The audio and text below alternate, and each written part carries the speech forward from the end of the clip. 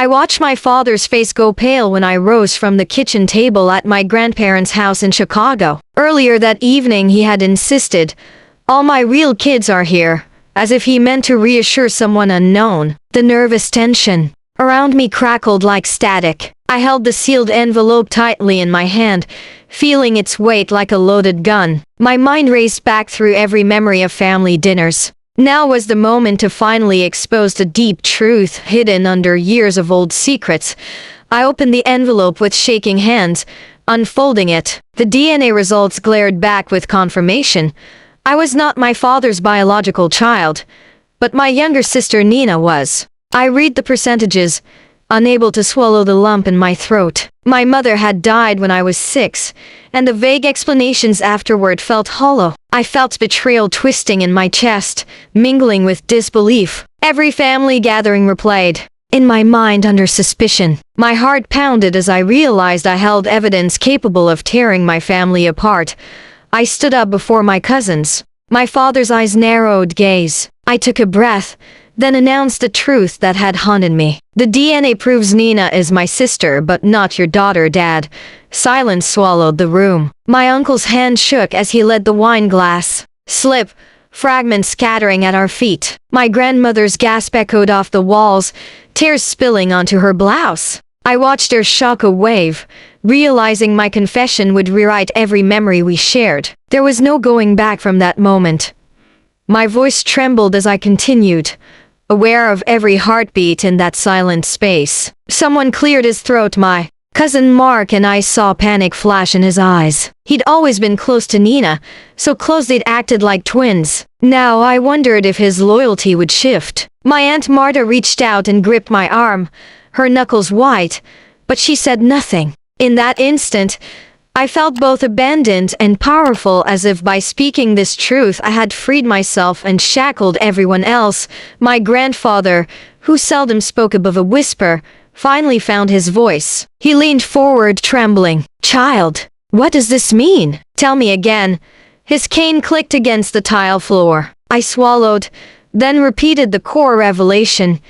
Nina and I shared a father, but I shared only her. For him, for all of us, it meant my place in this family was a lie. My throat burned with each word, but I could no longer hide behind silence. Each syllable fell like a stone, and I watched faces pale one by one. The room felt impossibly small, as though the walls themselves were leaning in to listen. I remembered our old house on West Monroe Street, the Christmas when Nina and I had pretended to be secret agents under the tree. At that moment, the joy of those memories twisted in two. Something painful, a reminder that half of my past might not belong to me. I saw my father's shoulders slump, as if the weight of every hidden choice he'd ever made had finally crushed him.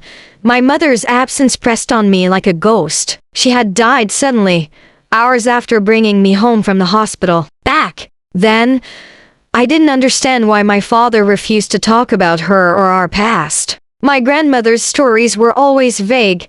She'd been sick, they'd been in love, but it wasn't safe to stay. Now I realized those stories had spared me the truth. My heart ached for the mother I barely knew and for the truth I'd long suspected but never dared to confirm. As I spoke, my sister Nina crept toward me, eyes wide. Confusion etched on her face. "Is it true?" she whispered. Her voice broke, and for a moment I hesitated. She was my sister in every way that mattered, except biology. I reached for her hand, trembling, and nodded. Tears slid down her cheeks, and she clung to me, as though we both needed that small comfort. Around us, the rest of the family watched in stunned silence, the rift between us suddenly tangible. My father looked at Nina, then back at me, grief and shame colliding in his gaze. He wanted to speak but couldn't find the words. The silence stretched, broken only by the ticking of the antique clock on the mantel. Finally, he closed his eyes and shook his head. "I should have told you," he said hoarsely. "I was young, scared, and I made mistakes. But you've always been my child in every way that counts."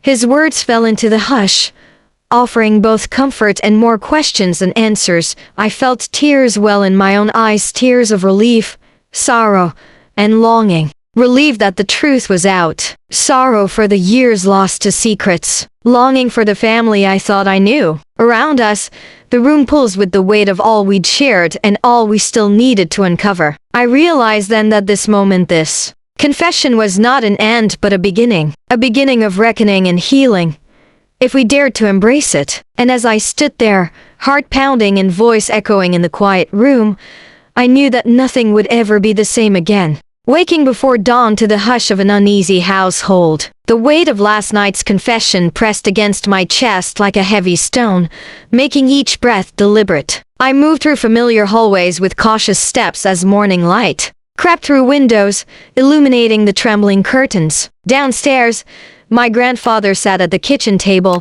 fingers wrapped around a cup of coffee. He looked up as I approached, his eyes glossed with unshed tears. Neither of us spoke for several heartbeats, letting the silence sweep across us like restless waves. The distant hum of my sister Nina stirring in her bedroom reached my ears. I realized that everything had shifted overnight, and we faced an uncertain day ahead. In the living room, my father paced in slow circles, gaze fixed on a family photograph hanging above the mantel. The picture captured all of us on my grandmother's high school graduation day, smiles bright and carefree. Now those smiles felt brittle as porcelain, ready to crack at the slightest touch. My father glanced at me when I entered, his throat working as though he searched for words that would ease the turmoil. I perched on the edge of the sofa and watched his struggle. Finally, he exhaled, his voice low and raw. "I know you have questions," he said, "and I'm going to answer them." His promise hung between us, heavy and fragile. As the morning sun climbed higher and revealed more of our fractured reality, Nina appeared in the doorway, her hair in disarray as though she'd run her hands through it all night. She carried 2 mugs of tea, one for each of us, and set them on the coffee table with a gentle clink. Her eyes were red, but she managed a small, brave smile. "I thought you might need this," she whispered. Silence settled again, but it felt softer, infused with a tentative hope. I accepted the mug and wrapped my hands around its warmth. In that gesture, I sensed our bond stretching in new directions, tense but unbreakable. As she turned to leave, she paused and glanced back, her expression steady. "I'm here," she said, and in those 2 words, I found a fragile comfort. Our grandfather cleared his throat and began recounting what little he knew of my mother's past, emphasizing that love once existed in abundance before tragedy struck. He told us how she and my father had met at a charity gala in Springfield, their connection instant and profound. He painted a portrait of a young couple in love, dreaming of a future full of children, laughter, and quiet domestic bliss. Then, he paused, swallowing hard, and admitted he'd learned only snippets of their story. His voice tremored with regret, weighty with the knowledge that secrets had been buried deeper than any of us suspected. I listened, heart pounding, as he revealed that even he hadn't known about the child his daughter-in-law had given birth to before me. Lunch arrived in silence: grandmother's homemade meatloaf, mashed potatoes, and green beans, but none of us dared speak more than a few clipped sentences. Each bite felt like chewing on shards of memory, sharp and unsettling. Across the table, my Aunt Marta dabbed at her eyes, and my Uncle Mark stared at his plate, jaw clenched. I realized that everyone was grieving not only the absence of truth but the weight of their own ignorance. When my father finally lifted his gaze, his voice cracked. "I want to tell you everything," he said, "but I need to gather my strength." First, his vulnerability was unexpected, but I welcomed it. At least he was trying to bridge the chasm that had opened between us. In mid-afternoon, I found myself alone in my sister's old bedroom, its walls still splashed with paint she'd chosen as a child. I sat on the edge of her twin bed, brushing my fingers against the faded stars on the comforter. Memories flooded me: sleepover secrets,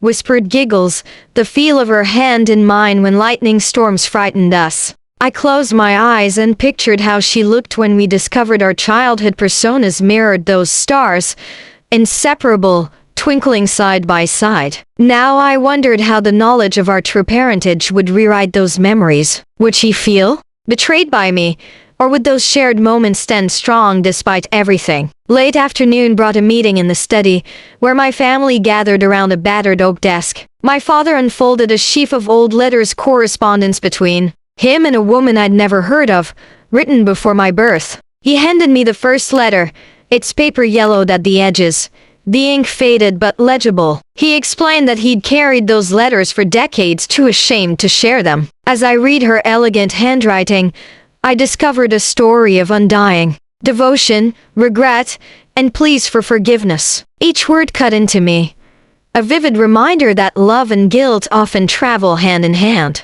My eyes stung as I realized the cost of keeping such a secret for so long. Twilight settled over the house as we sat in heavy contemplation. The letters spread before us like a map to a hidden past. My sister leaned into me, whispering, "We'll figure this out together."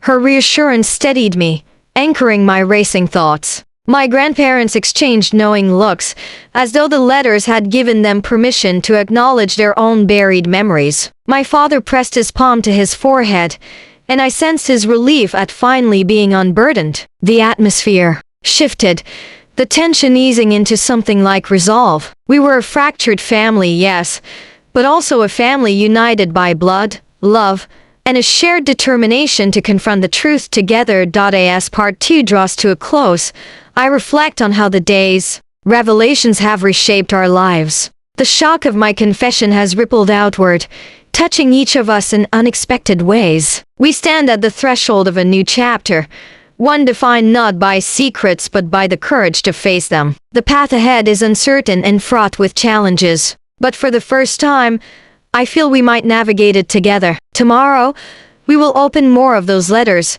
ask harder questions, and search for answers that have long eluded us. And I know that, step by step, we will rebuild the foundations of our family. The morning light filtered through the lace curtains as I stood in the hallway, heart heavy with anticipation. Overnight, we had agreed to confront every hidden corner of our family history. I clutched the worn letters in my hand, their edges frayed from decades of secrecy. Each step toward the study felt like wading through memories I had only just begun to claim. My sister Nina joined me, her hand slipping into mine with silent solidarity. We exchanged a glance that spoke volumes. This final reckoning would define our lives in ways we could not yet imagine.